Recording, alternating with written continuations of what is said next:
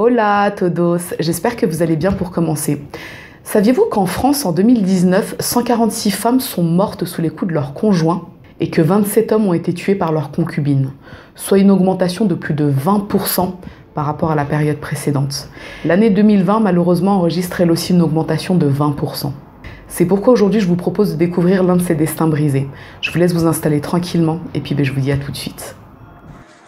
La police scientifique britannique explore centimètre par centimètre la scène de crime, à la recherche d'éventuels indices.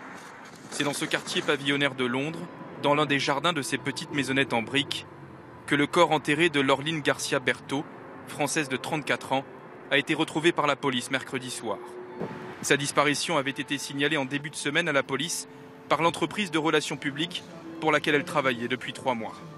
L'autopsie du corps de cette Française de 34 ans est actuellement en cours. Parmi les pistes explorées par Scotland Yard, les relations amoureuses de la jeune femme et notamment les hommes qu'elle aurait pu rencontrer sur les sites de rencontres sur lesquels elle s'était inscrite ces dernières semaines. On est en mars 2019 à Richmond, un quartier assez cossu qui se situe dans la banlieue de Londres. Laureline Garcia Berto, c'est une jeune Française de 34 ans originaire d'Aix-en-Provence et qui s'est installée en Angleterre depuis une dizaine d'années.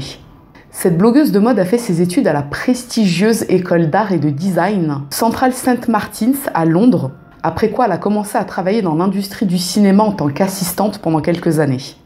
Les gens qui la côtoient disent d'elle que c'est une femme très chaleureuse, pleine de vie, qui croque la vie à pleines dents, mais surtout brillante. D'ailleurs, depuis janvier, elle travaille en tant qu'assistante de direction dans la renommée agence de relations publiques Golin, où elle semble s'épanouir. Tout semble sourire à cette jeune femme. Elle vit au rez-de-chaussée d'une maison qui se situe dans un quartier cossu de Londres. Elle a un travail qui lui plaît énormément, des amis. Mais voilà, Laureline attend l'amour, la rencontre qui fera tout basculer après une très longue relation qui s'est assez mal finie. Elle était en couple depuis 2009 avec Kirill Belorussov, un Estonien de 32 ans, qui s'était installé en Grande-Bretagne afin de perfectionner son anglais. Tous les deux se sont rencontrés lors d'un concert et très rapidement ils emménagent ensemble. Ils prennent 2 chiens, ils se quittent plus l'un l'autre, c'est littéralement un coup de foudre. Elle est passionnée par le 7e art et elle commence à peine sa carrière pour devenir assistante personnelle. Lui, c'est un barman qui s'entraîne pour devenir cascadeur professionnel dans le cinéma. Donc ils ont ce point commun qui les lie. Mais au fil des années, la relation se détériore. Kirill et Laureline rencontrent de gros problèmes d'argent et progressivement, le couple commence à s'éloigner. Ils parviennent plus trop à se comprendre, à s'entendre. C'est pourquoi en 2016, Laureline prend la décision de quitter Kirill et d'emménager dans un autre appartement. Bon, ils continuent à se voir occasionnellement, ils sont quand même restés ensemble très longtemps. Mais Laureline, elle doute. Elle doute puisque déjà Kirill lui paraît assez instable. Il a l'habitude de lui emprunter de très grosses sommes d'argent sans jamais les lui rendre sous prétexte qu'il serait atteint d'un cancer.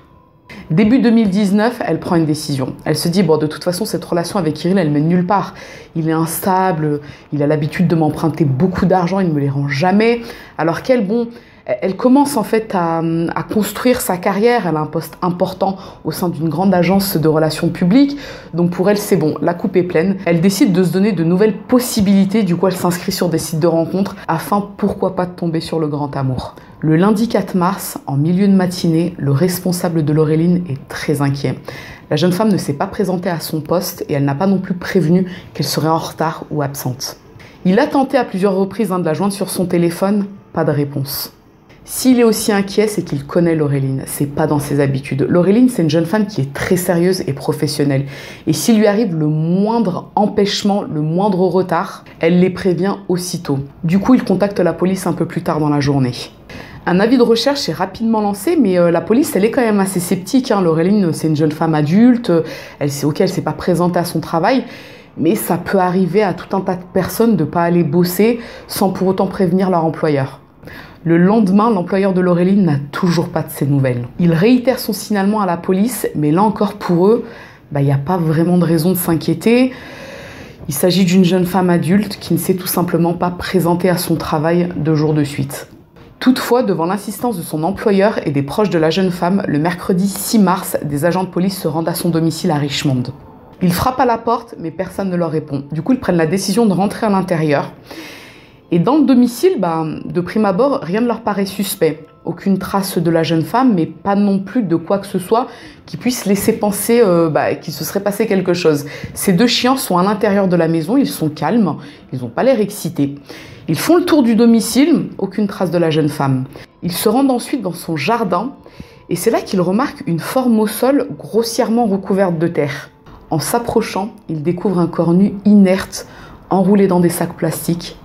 Il s'agit de Laureline Garcia Berto. Dès le lendemain, soit le jeudi 7 mars, une enquête pour meurtre est ouverte.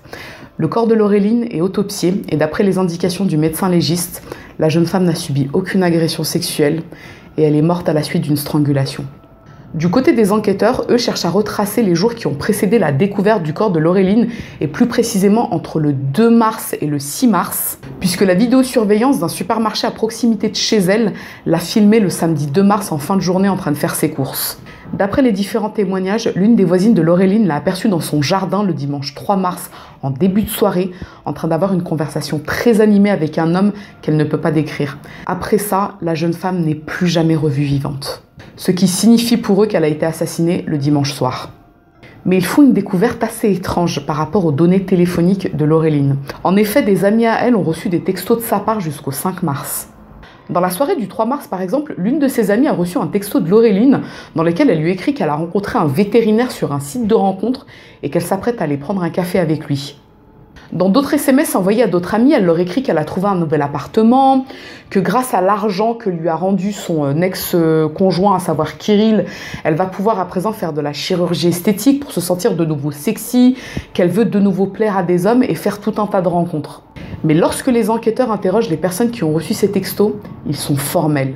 Ça peut pas provenir de Laureline. C'est pas son style, les tournures de phrases ne lui ressemblent pas du tout, et puis même le message dégagé par ces textos, tout ça, ça ne lui correspond pas.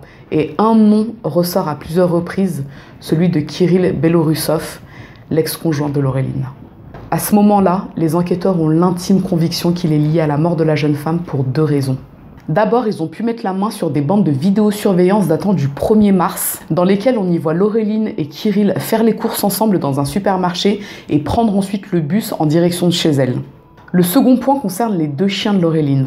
Quand les 2 agents sont rentrés à l'intérieur de son domicile, ces 2 chiens s'y trouvaient, ils étaient calmes, ils étaient ni excités ni blessés, ce qui signifie qu'ils connaissaient forcément l'assassin, sinon ils auraient défendu leur maîtresse.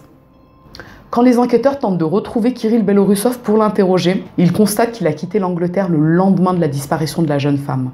Un mandat d'arrêt international est lancé pour le retrouver. Le 13 mars, Kirill est interpellé à Tallinn, en Estonie, où il venait d'y fêter son anniversaire avec des amis. Il est extradé vers la Grande-Bretagne et il est directement inculpé du meurtre de Laureline Garcia Berto. En effet, les recherches que les enquêteurs ont fait en amont ont permis de mettre la main sur une autre preuve déterminante. Dans une bande de vidéosurveillance d'un magasin de Londres, on y voit Kirill, le lundi 4 mars, acheter entre autres les sacs poubelles dans lesquels Laureline a été enveloppée avant d'être enterrée dans son jardin. Pour les enquêteurs, le scénario le plus vraisemblable est le suivant. Laureline et Kirill se revoient le 1er mars à la demande de Kirill. Il lui explique qu'il a changé, qu'il compte lui rembourser tout l'argent qu'il lui a emprunté et qu'en plus de ça, il lui a trouvé un très joli appartement à Londres. Le 3 mars, alors qu'ils sont dans le jardin de la jeune femme, une dispute éclate. C'est là que la voisine de Laureline les aperçoit. La jeune femme demande certainement à son ex de s'en aller. Elle lui explique que voilà, elle veut plus rester dans cette relation, qu'elle a décidé de passer à autre chose, de faire de nouvelles rencontres, et elle lui demande de lui rendre la somme d'argent qu'elle lui a prêtée. Une fois à l'intérieur de la maison, Kirill étrangle Laureline. Les 2 chiens étant habitués à sa présence ne réagissent pas. Il se rend ensuite dans un magasin afin d'y acheter de la corde, des sacs poubelles qui lui serviront à ligoter Laureline et à l'enterrer dans le jardin. Entre-temps, il envoie des SMS aux amis et à l'entourage de Laureline afin de gagner du temps et le lendemain, il s'enfuit en Estonie. Face à toutes ces preuves, il continue de nier le meurtre de son ex. Le 30 septembre 2019, Kirill Belorussov est reconnu coupable du meurtre de Laureline Garcia Berto. Et il est condamné le 4 octobre à la réclusion criminelle à perpétuité avec une peine de sûreté de 24 ans. Jusqu'aujourd'hui, il n'a fourni aucune explication sur les raisons qui l'ont poussé à tuer, ligoter et enterrer nue une femme qui l'a aimée durant de très nombreuses années.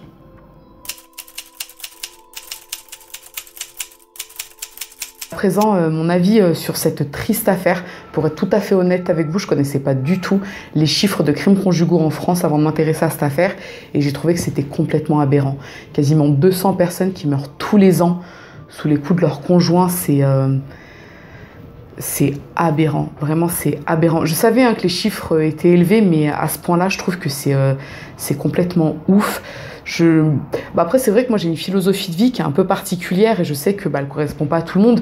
Mais selon moi, quand on n'est pas heureux quelque part ou avec quelqu'un, on s'en va et on cherche son bonheur ailleurs, tout simplement. Et on laisse l'autre chercher son bonheur ailleurs également. Enfin, je veux dire, on va pas briser plusieurs vies pour une question d'ego parce que l'autre veut nous quitter ou que l'autre a rencontré quelqu'un d'autre. Ou je trouve que c'est complètement aberrant. Ça me fend le cœur pour toutes ces femmes et ces hommes victimes de violences conjugales. Et en plus, avec l'année 2020, ça s'est pas arrangé. Il y a eu une augmentation de 20%. Certains ont expliqué cette augmentation par le fait du confinement. Bon, je sais pas trop comment prendre la chose. En gros, ça voudrait dire que plus on est enfermé avec sa femme, son mari, et plus gros sont les risques de violence conjugale. Je sais pas. Moi, je pense que ça a pas de lien en fait. Vraiment, je pense pas que c'est de lien. Bon, après, ce que je ferais, c'est qu'en barre des commentaires, enfin plutôt en barre de description, je mettrai les numéros de téléphone pour les personnes victimes de violences conjugales. J'espère sincèrement qu'il n'y en a pas parmi mes abonnés. Si c'est le cas, n'hésitez pas à appeler, à demander de l'aide. C'est très important. Ne laissez pas quelqu'un de malade et d'instable vous gâcher, en fait, vous réduire à... vous réduire, vous faire du mal et porter atteinte à votre dignité. Cette personne ne le mérite pas. La seule personne qui peut jauger votre dignité et votre intégrité, c'est vous-même. C'est tout, personne d'autre. Donc si vous êtes victime de violence, appelez l'un de ces numéros, essayez de vous faire aider et dites-vous que de toute façon, la vie, elle est cyclique. Aujourd'hui, ça va moins bien. Demain, ça ira mieux. Après-demain, ça ira peut-être pire. Mais en tout cas, ça sera cyclique. Et puis, jusqu'au jour où on se retourne et on se dit, mais... Enfin, tous ces moments de tristesse, tous ces moments où j'ai pleuré, j'ai été pas bien, finalement, c'est derrière moi, c'est que du passé, c'est parti en fumée. Voilà. Écoutez, ce que je vous propose, c'est que si cette affaire vous a intéressé, à défaut de vous avoir plu, c'est de me mettre un petit j'aime sous la vidéo. Mais surtout, n'hésitez pas à vous abonner, c'est encore mieux. Je vous dis à très bientôt et faites attention à vous.